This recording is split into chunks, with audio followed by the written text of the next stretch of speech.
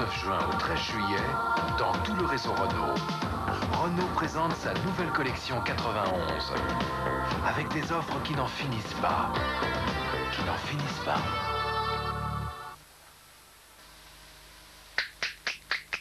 Pour avoir un clin d'œil, il faut faire un clin d'œil. Tartelette aux fruits, clin d'œil. Saint-Michel.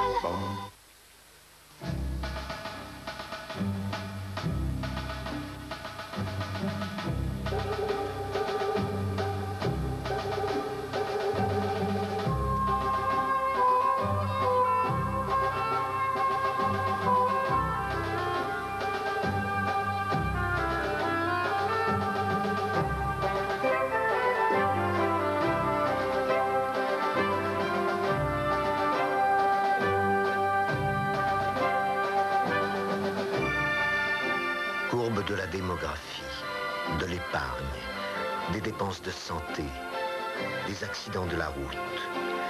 Ce sont des centaines de courbes comme celle-ci qui étudient les hommes et les femmes des AGF, qui ont fait de demain leur préoccupation d'aujourd'hui. Parce que demain se décide aujourd'hui.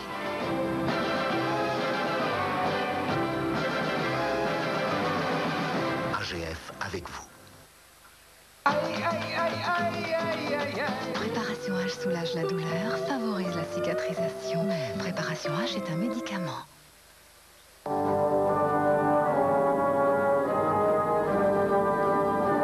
Évaluer un salaire par Minitel, 3617, salaire.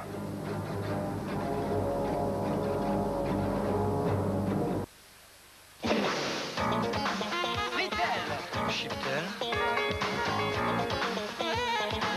Fritel. Chiptel. Fritel. Chiptel. EDN. Complice de l'apéritif. Un seul carburant en France assure la protection intégrale du moteur.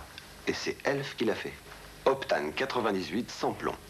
Il protège les injecteurs et les soupapes, mais il est le seul à protéger le moteur jusqu'à son organe essentiel, la chambre de combustion. Plus de démarrage difficile, plus d'à-coups à l'accélération. Votre moteur respire. Et les fleurs aussi. Avec Optane de Elf, les autres super vont vous paraître bien ordinaires. Elf, une passion qui trace la route. Vous demandez ce qu'elle faisait là? C'était pour être sûr que vous m'écoutiez. Merci.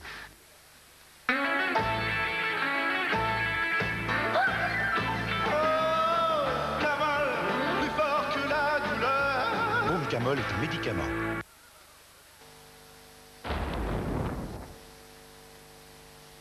Le meilleur moyen de semer ceux qui nous suivent, c'est d'avancer à pas de géant. À partir de maintenant, la puissance informatique compacte, chose du 486. Avec les micro-ordinateurs les plus puissants du monde. Il faut suivre. Compact. À suivre.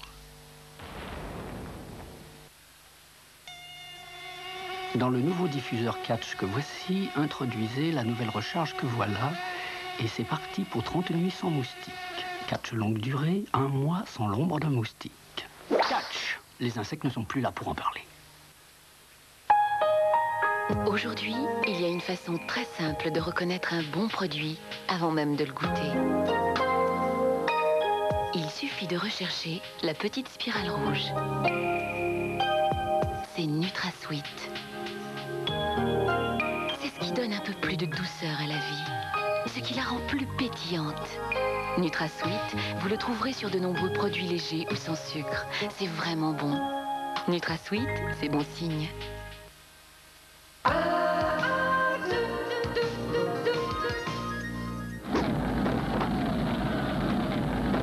L'Extrême-Orient était son empire, le trafic d'opium sa richesse, et sa vie entière fut une immense aventure. Il était le Taipan, l'occulte souverain dont la puissance fit frémir l'Asie. C'est la banqueroute pour toi. La banqueroute. Il faut que vous rencontriez Jincha. Je suis décidé à payer en liquide. La balance est là, si tu veux contrôler le montant. Tu n'es pas stupide. Tu vas battre Brooke.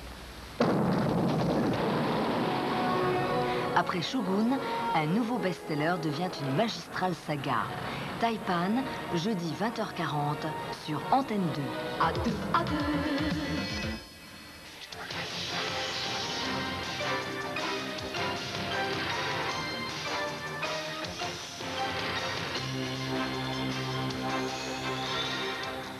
Plus de 1000 morts à la Mecque. Les premières images du drame qui a touché des pèlerins musulmans viennent de nous parvenir.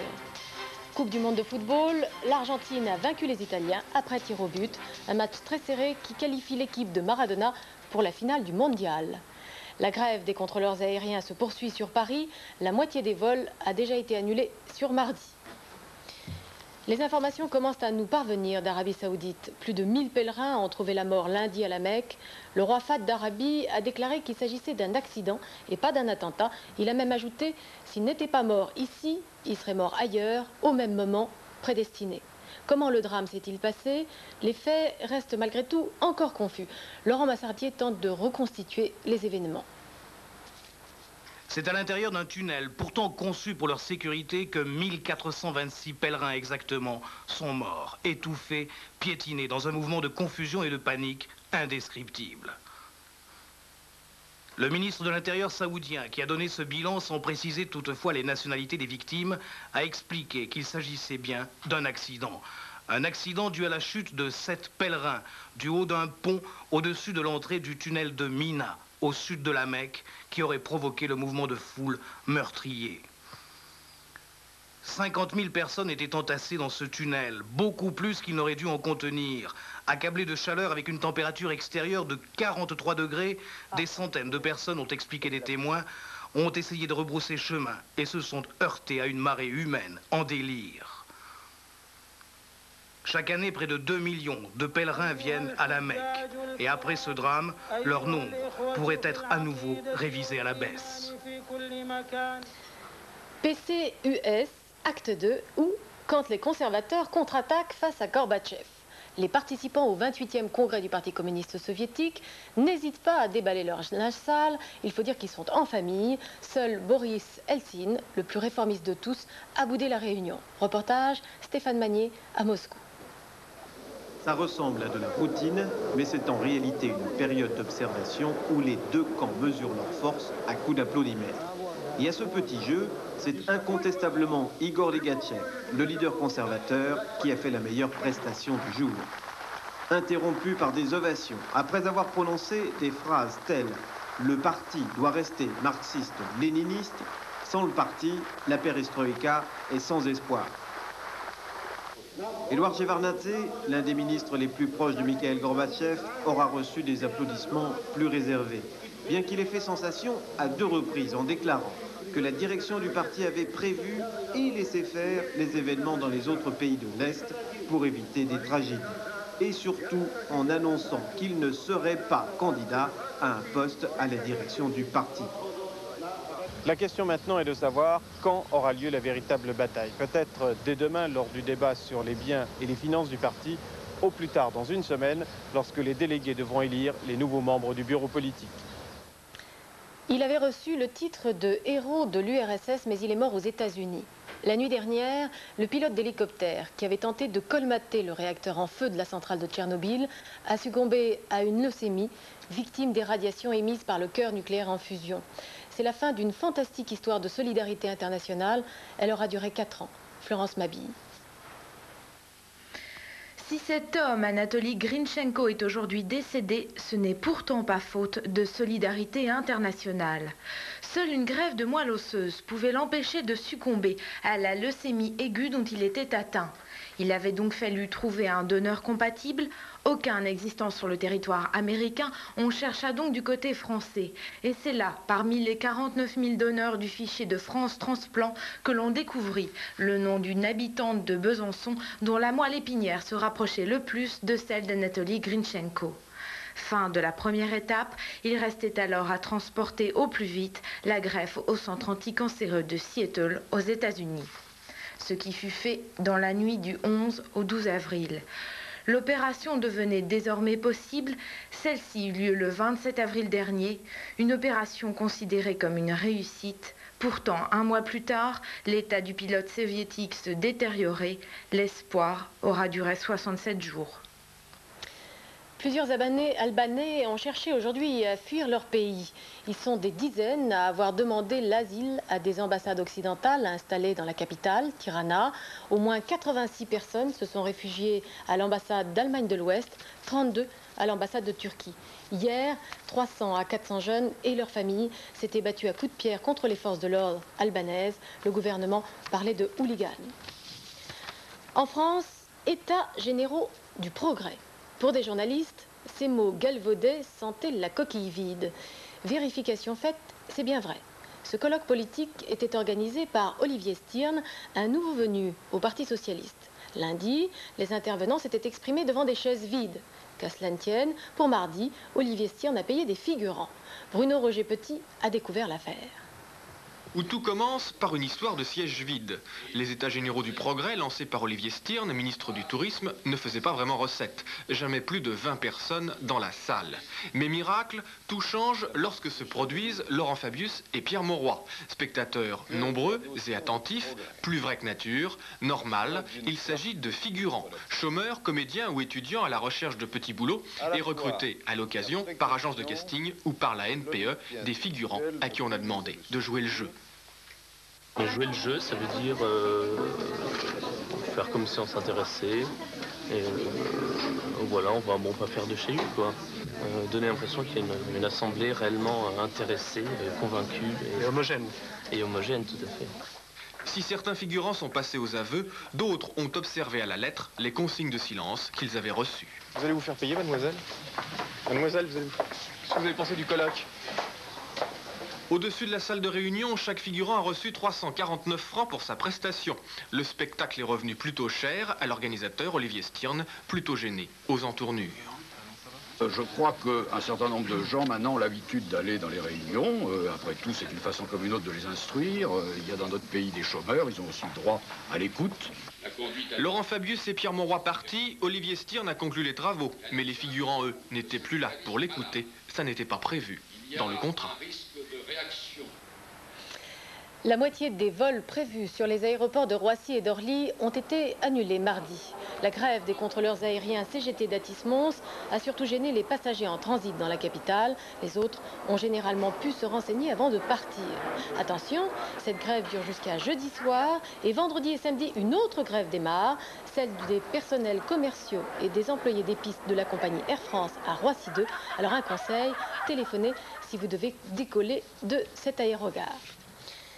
A2, chaîne du sport, vous a montré en direct la 4e étape du Tour de France face au Mont-Saint-Michel. C'est le Belge Johan Museeuw qui a remporté le sprint final. Le Canadien Steve Bauer garde le maillot jaune.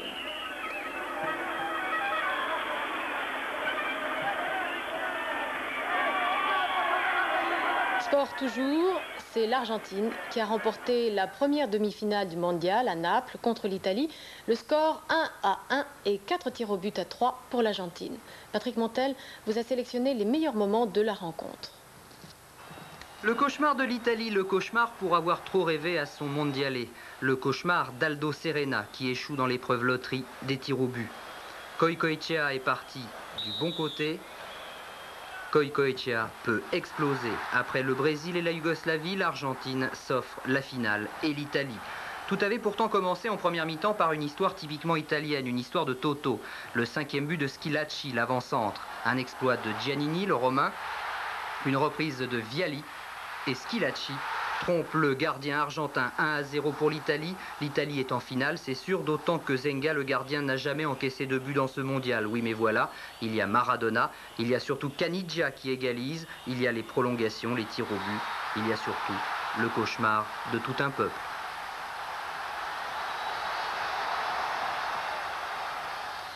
Et enfin, quand même, une petite gâterie pour vous, mesdames.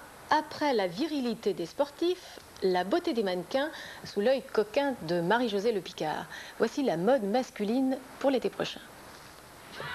Portés tout simplement sur des jeans ordinaires, ce sont des pantalons de gaucho en daim fauve pour week-end au Nouveau-Mexique. Même quand ce n'est pas le classicisme chez Hermès, c'est toujours la classe. de beaux jeunes gens gâtés par la vie et si raffinés.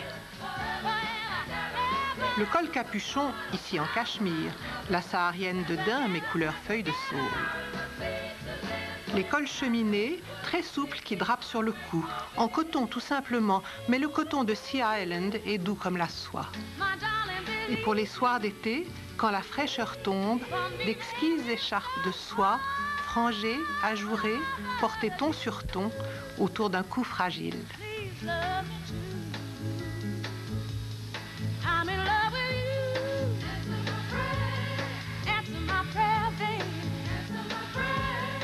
De bien belles choses qu'on aimerait voir plus souvent. Ce journal est maintenant terminé.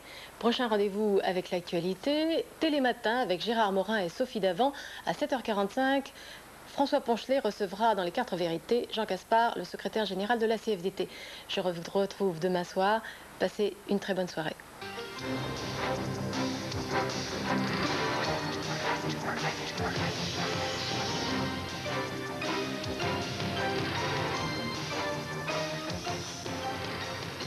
À deux. Vos 20 ans, vous en souvenez-vous? Les élans, les frissons, les chansons, les héros, les films, les images et les rêves. Lui avait 20 ans en 1935. Il aime le rugby, le journalisme et le tango. L'histoire va l'emporter à bras-le-corps et ses 20 ans seront une apothéose. Général à 29 ans, dans Paris libéré, il rencontre enfin son maître, Charles de Gaulle. Qu'avez-vous fait de vos 20 ans, Jacques Chaban-Delmas? Mercredi, 22h15, sur Antenne 2.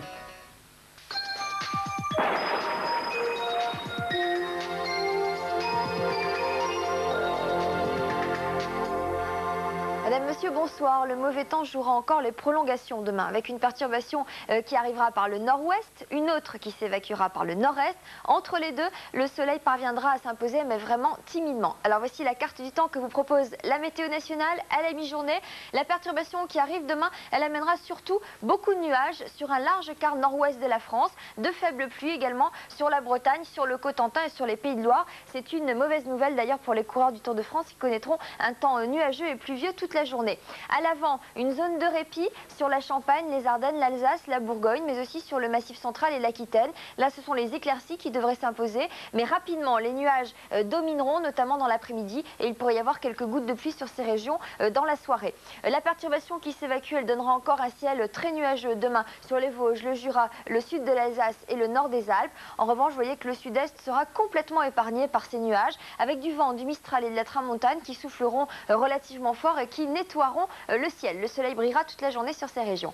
Les températures pour demain matin, des températures qui sont en baisse sur la moitié nord, 8 à 12 degrés seulement, et de 9 à 19 degrés sur la moitié sud, 9 degrés seulement à Clermont-Ferrand, 19 degrés à Nice, 10 degrés d'écart entre ces deux villes. L'après-midi, les températures auront tendance à grimper un petit peu sur les régions méridionales, mais c'est quand même très frais pour la saison. Regardez, 20 à 22 degrés seulement dans le sud-ouest. Nous sommes 5 à 6 degrés en dessous des normales saisonnières. Ces températures sont surtout fraîches sur la moitié nord, entre 16 et 20 degrés. Là aussi, nous sommes 4 à 5 degrés en dessous des normales. En revanche, il fera beaucoup plus doux, beaucoup plus chaud sur le littoral méditerranéen. Ce sont vraiment les seules régions qui connaissent un temps estival en ce moment, avec des températures qui oscilleront entre 27 et 28 degrés.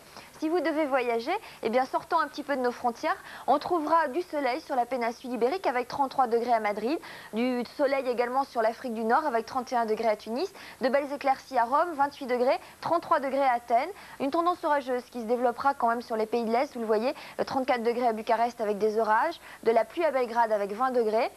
Un temps pluvieux également à Oslo, 14 degrés, Dublin, 15 degrés, et puis des passages nuageux à Berlin où il fera 19 degrés. L'éphéméride pour terminer avec une bonne fête au Florent demain, et puis nous perdrons encore 2 minutes de soleil. Très bonne fin de soirée sur Antenne 2. À demain, merci.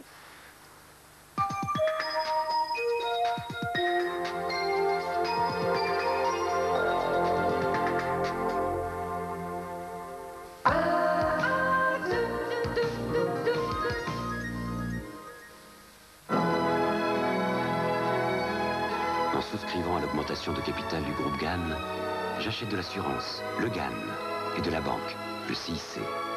Groupe GAN, j'achète plutôt 2 fois qu'une.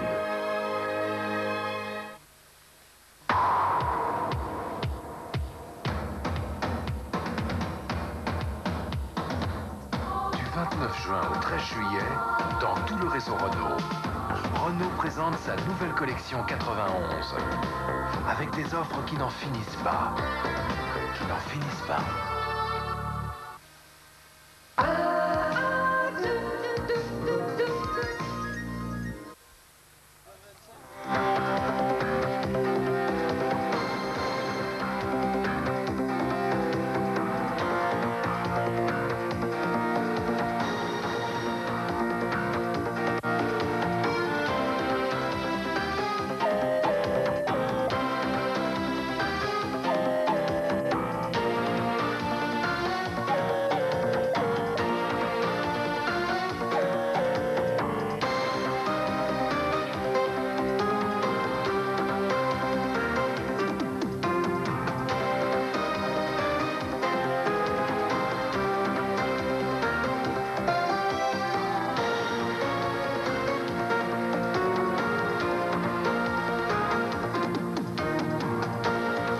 C'est au pied de la cathédrale Saint-Pierre de Nantes qu'est donné ce mardi matin le départ de la 4e étape du Tour de France.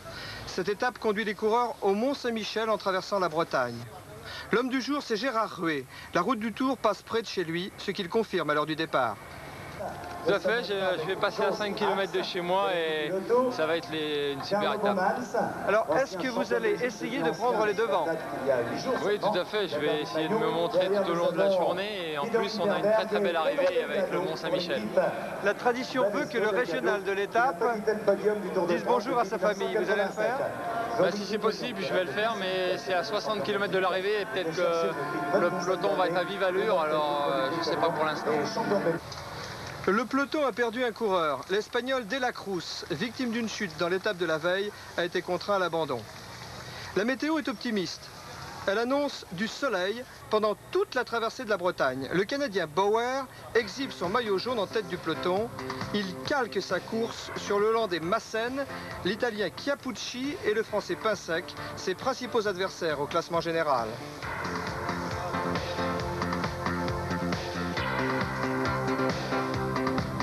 C'est le Français Moreau qui déclenche la première attaque du jour au kilomètre 38. À Rosé, l'avance de Moreau est de 15 secondes. Moreau, spécialiste des prologues, vainqueur cette année du prologue de Paris-Nice et de la semaine catalane. Mais Moreau ne reste pas longtemps en tête. 5 km plus loin, il est repris par le peloton plus vigilant aujourd'hui que les jours précédents. Incident à l'arrière du peloton. Colotti vient de faire une chute, il raconte sa mésaventure. Je viens de faire une chute là, je te dis pas. Je suis passé par-dessus une voiture. C'est pas vrai. Je viens de plier mon vélo. Je discutais comme ça, une bagnole arrêtée à gauche, plein fouet. Bon. Nous allons arriver à Saint-Nicolas-de-Redon, juste avant d'entrer dans le département de l'Ille-et-Vilaine. Du peloton s'échappe l'Italien Girotto. Mais il ne reste pas longtemps devant. Le peloton récupère Girotto 2 km plus loin.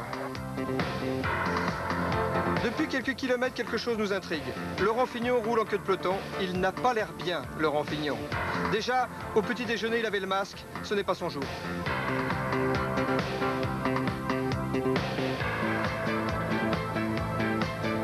Kilomètre 100, la côte du Plessis dans le département du Morbihan. Côte classée en 4e catégorie pour le Grand Prix de la montagne. C'est l'Italien Chiappucci, meilleur grimpeur du Tour d'Italie, qui passe en tête devant le Soviétique Konichev et le Français Claverola qui prend la 3e place.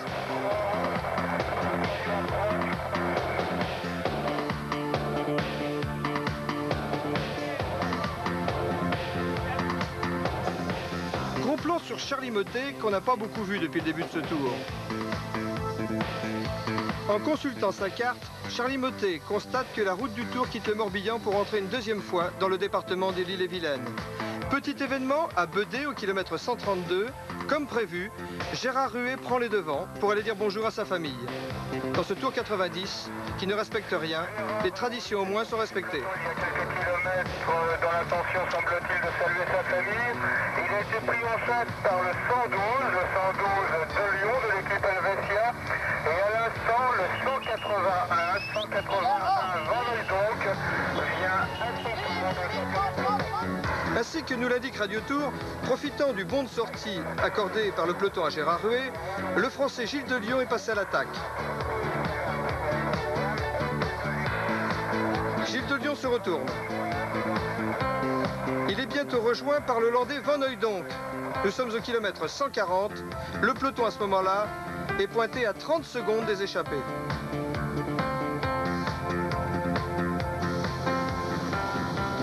À l'arrière, l'équipe soviétique chasse pour reprendre sa place après crevaison. Regardez Konichev, le leader. Il ne prend même pas le temps d'enlever le papier qui s'est coincé dans son dérailleur parce que devant, la bagarre fait rage. Le Danois Lilholt a attaqué. Il compte 35 secondes d'avance. Lilholt, qui connaît si bien ses routes de Bretagne puisqu'il a gagné cette année la course à travers le Morbihan. Lilholt, c'est un spécialiste de l'effort solitaire. Il a gagné ainsi seul une étape dans Paris-Nice l'an passé, me rappelle Jean-Paul Olivier, notre mémoire. Nous sommes à 55 km de l'arrivée au Mont-Saint-Michel. Le vent est favorable, Lilholt en profite. Avancez, colonne à l'avant, tonne Bernardino dans le micro de Radio Tour pour réveiller les suiveurs. Avec Lilholt, l'étape est lancée. Derrière l'homme de tête, deux coureurs sont partis en contre-attaque. Il y a là le Colombien Pulido et le Suisse Steinmann. Alerte à l'arrière de la course. Jean-François Bernard est victime d'une crevaison. Ça n'échappe pas à la caméra de Pierre Le Petit. Attendu par ses coéquipiers de Toshiba, Jean-François Bernard chasse pour rejoindre le peloton. Jean-François Bernard finit par reprendre sa place dans ce peloton après 3 km de poursuite.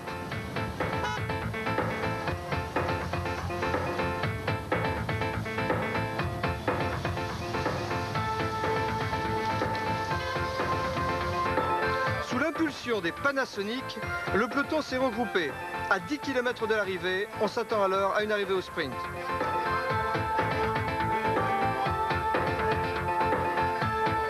À l'entrée de Pontoison, aux portes de la Manche, sprint intermédiaire. Il est lancé de loin par Bauer, mais finalement c'est Ludwig, le maillot vert, qui a le dernier mot. En prenant la deuxième place, Bauer garde quand même 4 secondes de bonification. Pendant ce temps, à l'arrière, Laurent Fignon s'est fait piéger. Le peloton, sous l'effet d'avant défavorable, a éclaté. Fignon se retrouve dans le 3e groupe, avec 15 secondes de retard. À l'arrivée, il aura 30 secondes de retard. Piégé aussi, Delgado. Le Mont-Saint-Michel est en vue. Pour un peloton qui a éclaté en 4 groupes à ce moment-là, Delgado est dans le 2e et Fignon dans le 3e. C'est Ludwig, le maillot vert, qui lance le sprint. Mais Ludwig commet l'erreur de sortir trop tôt et prend le vent. Finalement, il est battu par le Belge Mouzeou, qui gagne l'étape devant Bontempi et Ludwig. Mouzeou, qui avait déjà gagné une étape les 4 jours de Dunkerque au début de la saison. Premier Mouzeou, 2e Bontempi, 3e Ludwig, 4e Finet, 5e Baffy. Au classement général, pas de bouleversement. Bauer partira demain pour Rouen avec le maillot jaune sur les épaules.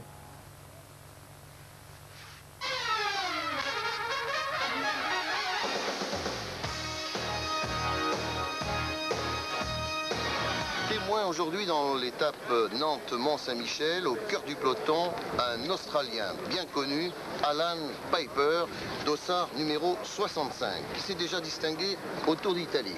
Oui, j'ai gagné une étape au Tour d'Italie, j'ai battu le Français Pascal Poisson au sprint. Vous avez déjà couru pour une équipe française, hein? Oui, oui, j'ai fait 3 ans pour l'équipe Peugeot. Combien de Tours de France? C'est ma 4e.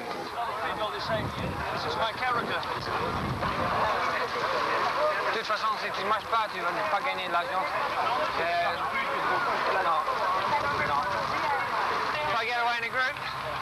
Bill Anderson et Alan Piper. Quand 2 Australiens du peloton et d'équipes concurrentes se retrouvent, on a des choses à se dire.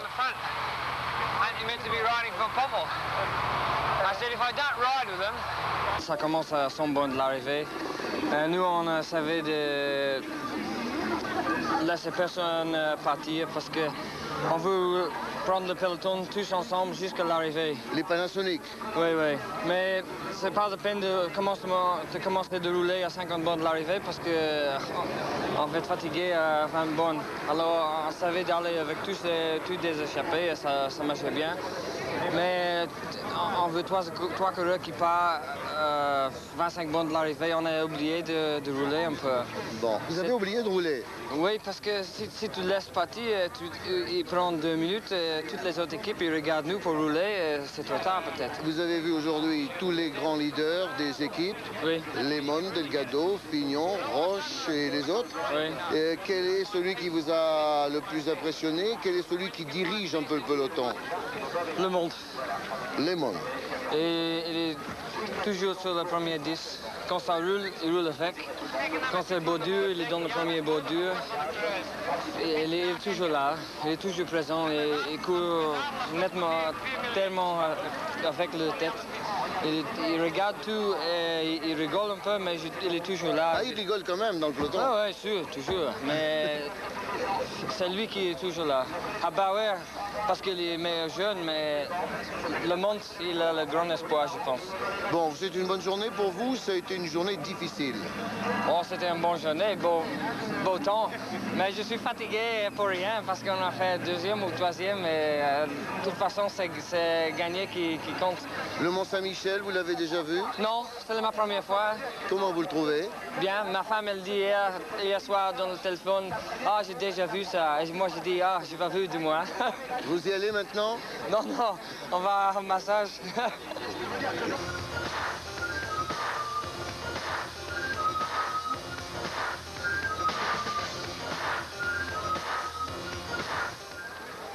Non, soyez rassurés, Olaf Ludwig, le champion olympique de Séoul, n'est pas du tout décidé à changer souvent de maillot. Le vert lui colle à la peau et l'Allemand de l'Est est toujours en tête du classement par points.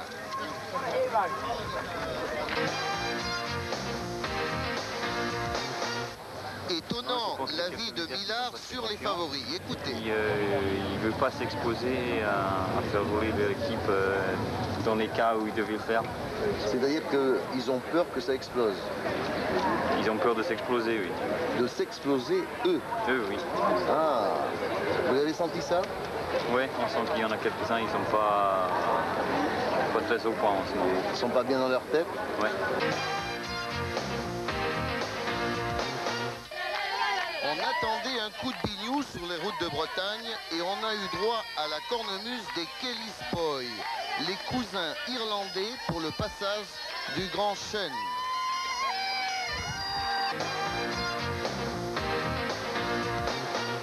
Et que font-ils avant la course? Exemple avec Charlie Mottet, dernière minute de détente, visite guidée au village départ, ici, comme tous les matins et comme beaucoup d'autres concurrents, Charlie va faire sa revue de presse. Et le Tour de France qui occupe toute votre attention. En dehors de ça, quels sont les sports auxquels vous prêtez également pas mal d'intérêt? Disons qu'en premier, il y a le rugby et puis ensuite, de part, je dirais, la société Rémo, je suis pas mal René Jacot, la boxe, je m'y intéressais pas du tout et c'est vraiment un sport que j'ai découvert. Et puis il y a également aussi la voile où je connaissais quelques navigateurs de par le Grand Prix des Champions et maintenant il y a M. Marc Royan s'intéresse aussi à la voile et j'avoue qu'on a fait une inauguration hier d'un bateau pour la route du Rhum, je crois, et qui est absolument magnifique et c'est vrai que maintenant je regarde un peu les résultats de la voile et le foot aussi bien sûr avec le mondial.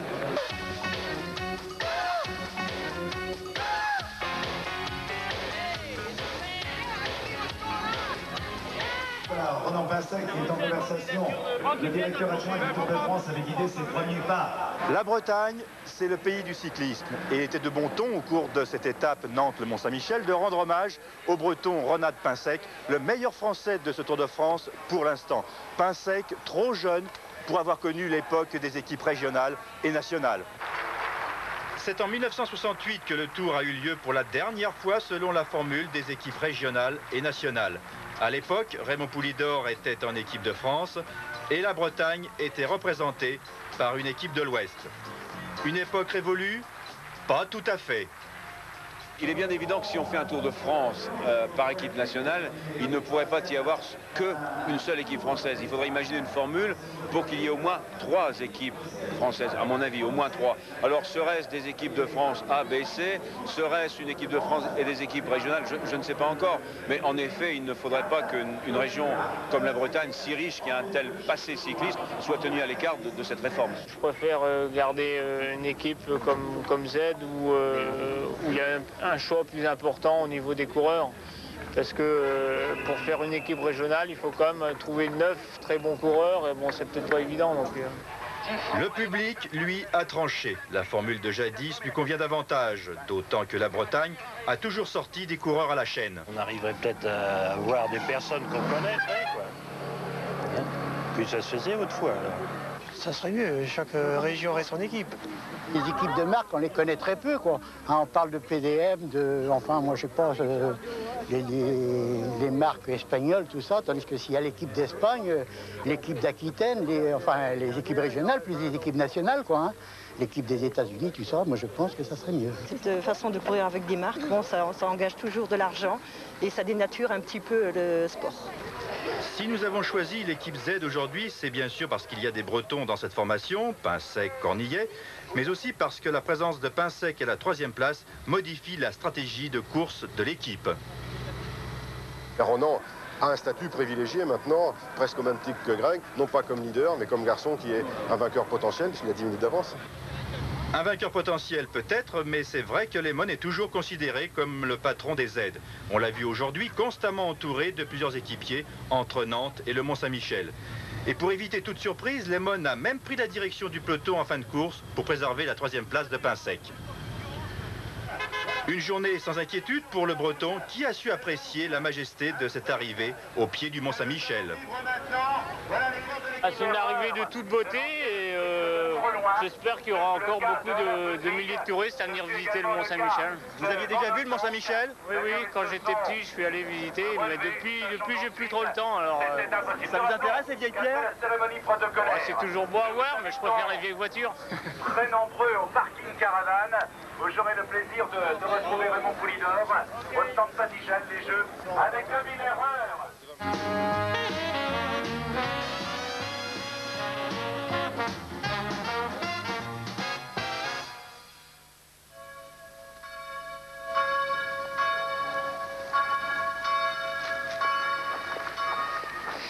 Voilà, et on arrive, maintenant on va rentrer dans le bourg. Tour de France, quelle chance, de l'espoir remplit les cœurs. Enfin, il y a quand même des maisons qui se sont ajoutées depuis que je suis venu là.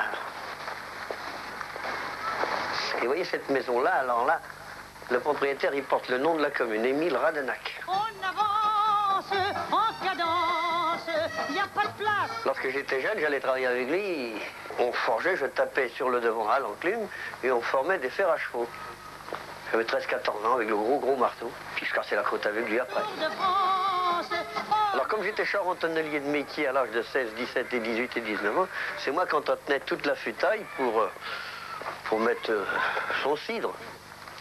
La goutte aussi, comme on disait, la goutte. La 4e étape, Luxembourg-Strasbourg. C'est le Tour de France 1947 qui a fait la gloire de Jean Robic. Nous voici dans la 4e étape. C'est l'étape du repos et des facéties.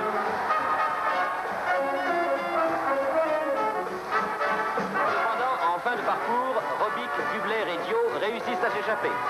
Trop rapide pour Dio, le duel se livrera entre le Suisse et le Breton Robic, qui se présentera finalement seul à Strasbourg, remontant à la 6e place au classement général.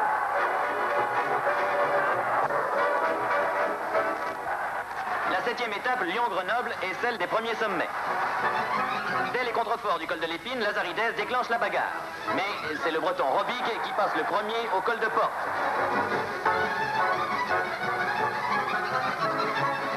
Puis il s'échappe bientôt jusqu'à Grenoble où il prend 5 minutes d'avance sur Brambilla et 6 minutes sur Ronconi qui ravit le maillot jaune à Vietto. Luchon-Pau, étape clé, celle où doit se jouer définitivement le maillot jaune. Vietto attaque péniblement Peyrre-Sourde, la première difficulté du parcours. Pendant ce temps, Robic s'envole, passe le premier en haut d'Aspin et attaque le Tourmalet. Derrière lui, un avion pris dans un remous s'est abattu sur la route. Mais dédaigneux de tout ce qui n'est pas son propre effort, Brambilla passe indifférente et solitaire. Pour le breton Robic, cependant, Aspin, le Tourmalet, où l'attente des enfants du pays qui se mêlent à une foule considérable et colorée, au bisque, autant de victoires qui le conduiront à Pau, avec près de 11 minutes d'avance sur son suivant immédiat René Vietto, toujours détenteur du maillot jaune. Vannes, Saint-Brieuc, contre la montre. Au mur de Bretagne, Jean Robic est follement acclamé.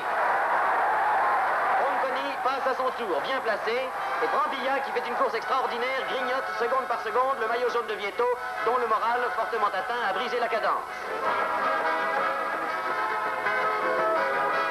Et à Saint-Brieuc, c'est Impanis qui remporte la première victoire belge du Tour. Brambilla arrive et les chronos, impitoyables, lui donnent le maillot jaune. Et voici la dernière étape, Camp Paris. Alors que l'on sort de Rouen et que l'on aborde la dure côte de Bonsecours, Robic et Édouard Falschlettner se détachent derrière un groupe qui s'est formé à l'avant en début de course. De ce groupe, peu dangereux au classement général, va s'extraire Brick Scott, qui apporte à la Belgique sa deuxième victoire d'étape.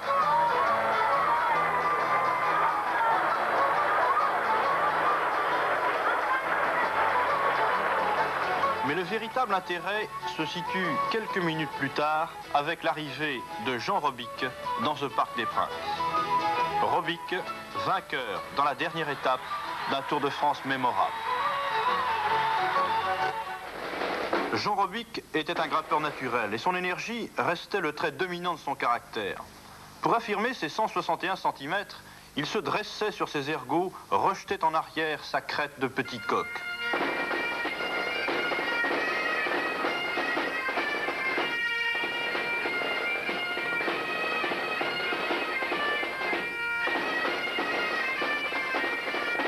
Il n'avait peur de rien, ni de personne. Sur les pentes de la plupart des cols du Tour de France, il tenait la dragée haute aux plus illustres de sa génération. Sa popularité resta des plus fortes. Il ne craignait personne et provoquait les favoris, quels qu'ils soient. Les favoris s'appelaient Coppi, certes, mais aussi Louison Bobet, Gino Bartali, grands grimpeurs comme lui. La victoire du Tour 47 ne se renouvellera pas, malgré cette prise de pouvoir en 1953 à Luchon. 97 rescapés sur les 120 partants vont tenter de rallier Luchon, terme de cette 11e étape. Le Tourmalet. Le mauvais temps stimule Robic et Le Guilly, premier au sommet à 2115 mètres.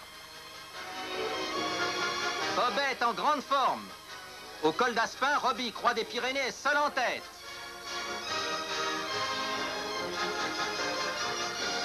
À Luchon, il est premier et devient leader du classement général. Sauf accident, Robic a gagné le Tour. Albi-Béziers, 13e étape. Enfin le soleil. Bobet. Dans les premiers lacets du col des 13 vents, pas de nouvelles de Robic. L'équipe de France se prépare à lancer l'attaque. Mirando, Maléjac et Astrua sont bien placés. On apprend que Robic vient d'être victime d'une chute. Voici Maléjac, c'est l'arrivée au pays du rugby et du vin. Loredi précède Gemignani et Bobet. C'est Maléjac qui endosse le maillot jaune, car Robic, accidenté, arrive en retard. Le pauvre Biquet pleure son espérance perdue. Pour des raisons qui échappent à l'analyse, il connut la faveur privilégiée des masses populaires. Il poursuivit sans cesse un grand rêve avec des moyens physiques apparemment limités. Il lui fallait franchir bien des étapes, surmonter les défaillances du moral, dompter l'épuisement, conserver sa foi à l'école du plus grand courage pour devenir le plus intrépide et le plus populaire des routiers.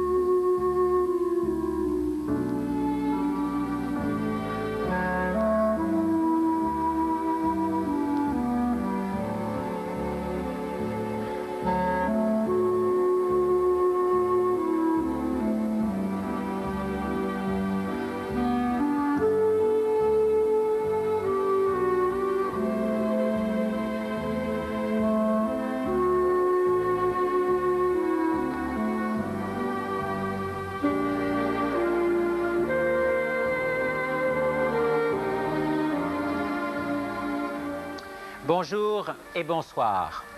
Sans cesse, l'Iran sollicite notre attention, provoquant les prises de position les plus diverses et les plus violentes dans notre opinion et jusqu'au cœur de notre société.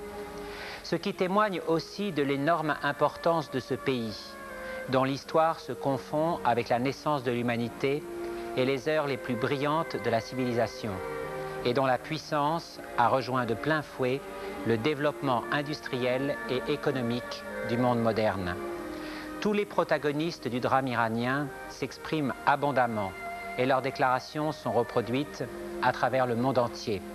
Tous, sauf une, Farah Pahlavi, impératrice d'Iran durant 20 ans et qui s'est imposée depuis 10 ans un devoir de silence pour de multiples raisons qui l'honorent. L'émission spéciale qu'elle nous accorde pour aujourd'hui et pour après-demain ne sera sans doute pas très objective au sens ambigu que ce terme revêt souvent. J'en assume la responsabilité, non sans une certaine inquiétude, car je sais que nous avancerons au cours de ces 2 fois 1 heure dans des paysages du cœur teintés de remords et de ressentiment, mais résolument, parce que comme bien des gens, je pense que l'excès des critiques et ce qui s'est passé depuis la Révolution a dépassé en injustice et en outrance la mesure des reproches éventuels. Mais je tenterai d'être honnête, avec la plus grande attention, parce qu'il est plus dangereux de se cacher la vérité que de l'affronter, et surtout parce que vous, Majesté, avez pris un risque très grand en venant ici, en direct, pour 2 fois 1 heure, sans qu'aucun document ne vous ait été présenté au préalable. Vous jouez le jeu avec beaucoup de cran. J'aurais honte de ne pas honorer cette volonté de faire face. Je pense que nous aborderons tous les sujets, chronologiquement, les plus polémiques venant de ce fait au cours de la 2e heure. Bienvenue, Majesté, et merci d'être ici. Alors avant de commencer à regarder les documents,